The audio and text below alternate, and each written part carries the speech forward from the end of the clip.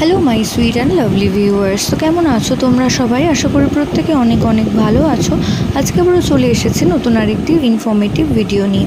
তো আজকে ভিডিওতে কথা বলবো গর্ভে পুত্র সন্তান থাকলে কবে থেকে নড়াচড়া শুরু করে। তো সেই বিষয়ে আজকের আলোচনার সাথে থাকতে হলে অবশ্যই চ্যানেলটিকে সাবস্ক্রাইব করে রাখতে হবে এবং পাশে থাকা যে বেল আইকন রয়েছে সেটাকেও প্রেস করে রাখতে হবে। এতে করে ভিডিও আপলোডিংয়ের সাথে সাথে কিন্তু আপনারা নোটিফিকেশন পেতে থাকবেন। তো থ্রু আউট প্রেগনেন্সিতে যদি দেখেন যে কোনো গর্ভবতী মা তার নড়াচড়া অনেক আগে থেকে শুরু করে দিয়েছে তার বেবি মুভমেন্ট করতে, অর্থাৎ গর্ভে পুত্র সন্তান কিন্তু অনেক আগে থাকতেই রেসপন্স দেওয়া শুরু করে।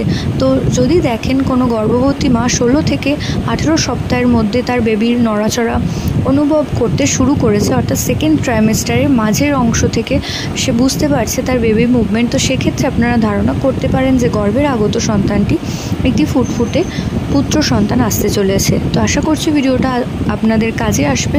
প্রত্যেকে ভালো থাকুন, সুস্থ থাকুন, সাবধানে থাকুন এই কামনা করে ভিডিও এখানেই শেষ করছি। নমস্কার।